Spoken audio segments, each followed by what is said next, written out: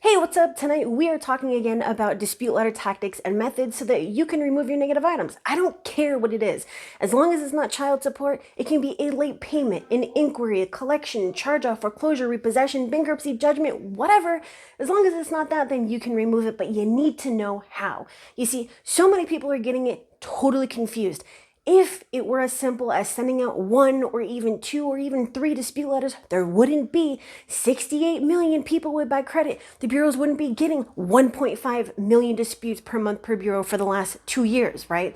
There would just be, a handful of people disputing. No, the number is going up significantly every single year. So let's look at the board right here, and actually just one moment before we get started, make sure to smash that like. Go do it right now. Smash that like, subscribe if you haven't done so, and if you want to see if this is something that I can do for you, because I already know all this stuff, head over to my740.com, schedule a call, and I'll see if I can help. All right, so over here we have 4 different categories, all right? On the far right, we have creditors. This one is collectors. In the center, we'll get to that in just a moment. And over here, we have bureaus, right? Because the entire point is that we need to do everything possible to get these things removed. And that's why we're coming at them from all different angles, right? Poly-angle dispute tactics, okay? So we're not just setting up bureau disputes. And yeah, it all depends on what you're disputing, right? So this is what I use for my own clients. I do not just do one thing. One thing is definitely a great way to drag someone on month after month, year after year. Okay, so normally with like charge-offs or foreclosures or even repossessions, things that are really, really difficult, student loans as well, you're going to most definitely use this method. We're talking about factual.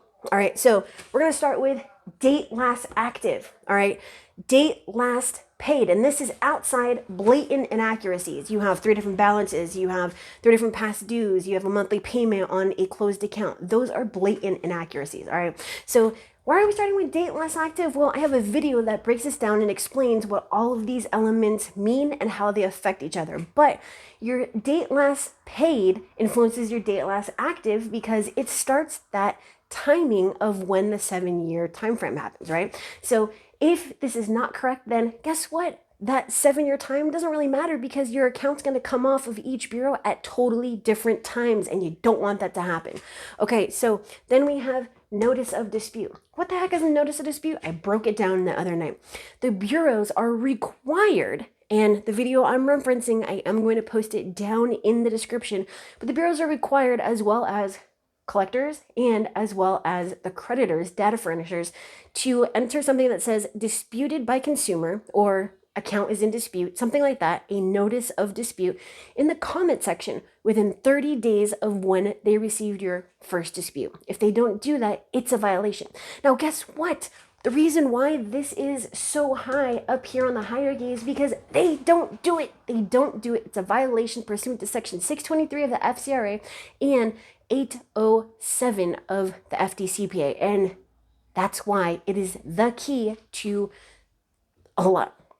And that's why it's the key. The number one key to results is going to be this notice of dispute, all right? After that, we have date last reported. Now, this is going to report as a couple of different things depending on which bureau we're talking about, but it could be date of status, date last reported, status update date, and I've even seen a couple of others, right? But basically what happens is when you send in a dispute and they say that it's verified, they're required to update the date last reported. If they don't do it, it obviously means they didn't do an investigation because this date is supposed to change. You can't tell me that you verified it and that there's been an investigation, but you didn't change this date. That's why it's important, because you can show, you can prove that no investigation actually took place, right? So after this, now we have payment history. You need to start looking for first date of delinquency. You need to look at the 30-day lates and the 60-day lates and the 90-day lates. Are they congruent? Are they consistent from report to report? If they're not, use them. Use them to dispute the account for removal. Now, obviously, if you're just trying to get a couple of late payments removed, you wouldn't go this route, right? You would say something like, I don't know, I wasn't late on X date. Please update this to paid as agreed. Or with student loans, if it says okay, 90, you're going to try to remove that 90-day late payment by showing them that it doesn't start at 30, then 60, then 90 days late, right? Because otherwise, on time 90 means that on time were actually inaccurate, right? Okay, so now with an unpaid charge-off, you're going to see that it still says late payments or charge-off forever in the payment history. This happens because the account is not paid. Now, I don't care that it happens because of. What I care is that in the FCRA, it doesn't say anything about it can report like that, right? So we're going to use this to our advantage, okay? Once an account is closed, there should not be any payment history after that date. Once it's charged off, the account's closed. How is there payment history? Unless I pay on the account, there should be nothing else there. Okay, and then as I mentioned, first date of delinquency. All right, that's a very important date. We're actually going to talk about that in a moment. So make sure you stay to the end of this video because you need to know this entire process so that you can use it to your advantage, right? Again, if these things were so simple, there wouldn't be this entire flow. It would just be, hey, send out this letter, or hey, send out this letter right here. And remember, when people are sending out all of these same letters, these templates, 609s and 1681s and 611s and blah, blah, blah, blah, blah, they're for very specific situations, but with the bureaus receiving 1.5 million disputes per month per bureau, I can guarantee you that, I don't know, hundreds of thousands of that million is probably just what, templates? Yeah. So guess what? They've seen it, they've done it, they expect it. And if you're not sending out something that is unique and targeted and specific to your situation, then it's going to be just like it is for everyone else. They're going to send you a return template that they have already set up for you. All right. So let's go over to creditors. While you are disputing over here, you are also going to be sending out your disputes over with the actual data furnisher. Now, you need to be really careful with this. Why? Well, FCRA 623 says that you're only protected under this section if you first dispute with the bureaus, right? So, and if it's within the statute of limitations, you don't want to rile things up and make it so that they reach out to you and try to start collecting again. So only dispute in very specific circumstances where you are absolutely certain that you're not going to be ruffling the wrong feathers, okay? Because remember, these people want their money, okay? All right, so when the bureaus come back and they say that when you disputed the date last active that it was accurate and you're seeing 3 different dates, you are now going to dispute with the creditor and you're going to say, please send me a statement that gives me the actual date of last activity. Now you can use that to send back to the bureaus using the evolution line method. I will post that video down in the description as well, so that you can basically prove that they lied and this is not correct. Another thing that you can do is the same thing with the date last paid.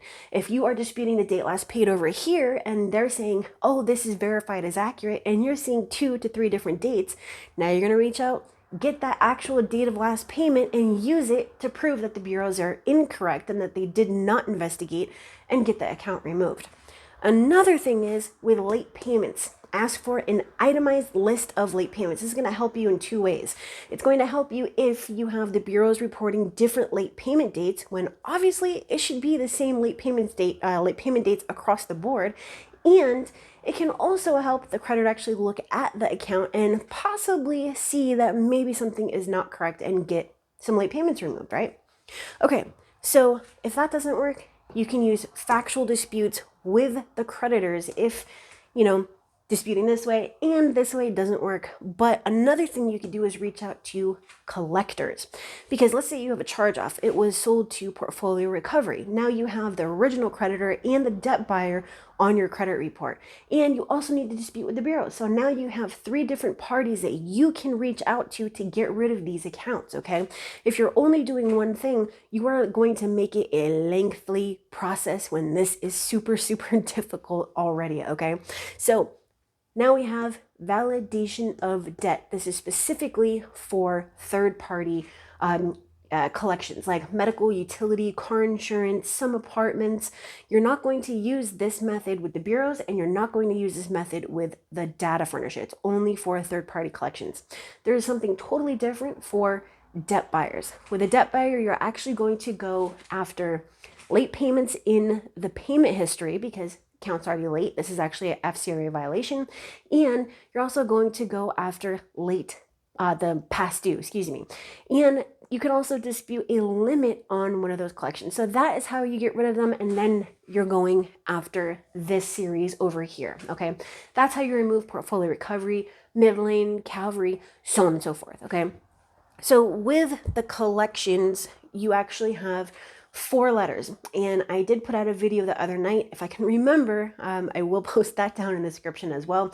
But using the validation of debt, we have 4 letters. The 4th one is where we're actually going to go to small claims. So we're just talking about rounds 1, 2, and 3.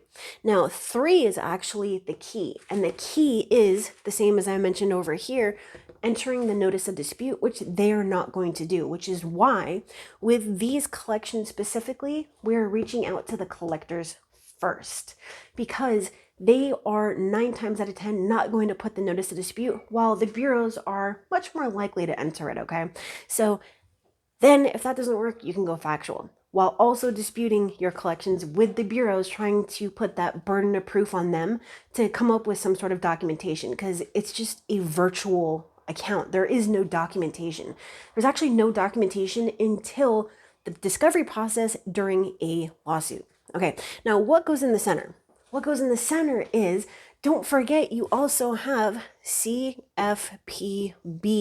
complaints, Consumer Financial Protection Bureau complaints, which you're going to use after you've done all of this to no avail, because you're going to have proof that you've disputed, that they lied, that they said that it was accurate, when you have your proof over here from the data furnisher that it's not accurate and that it's totally incorrect.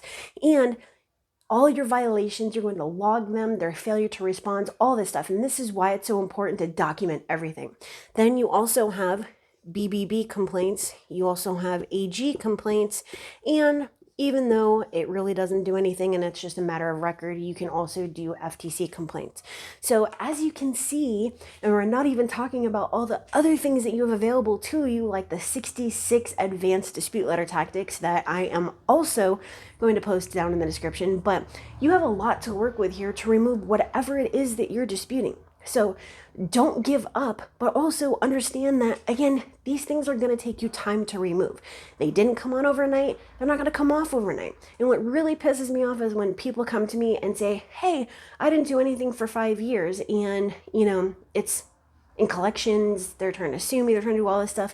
But I need you to get it off in 3 rounds. Like, dude, you didn't do anything for 5 years and now you want it to come off overnight. Well, you should have contacted me 4 years and 6 months ago. Okay. So understand that with the process, it's very difficult, but when you do it the right way, these things can come off.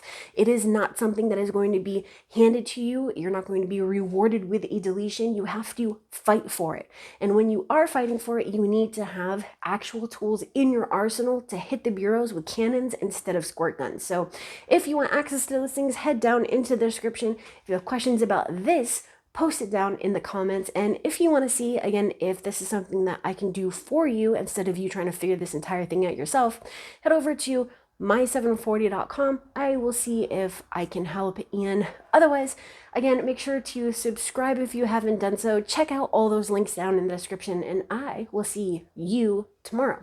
Oh, and I know that someone's going to ask, so I'm going to answer it. I got these on Amazon, and I actually use them when homeschooling my children. I have an almost 4-year-old and I have a 7-year-old. You just write on them, you can erase them and stick them right back on. Boop. They also work great on the refrigerator. All right, so now that I have this stuff all over my hands, I will see you later. Bye.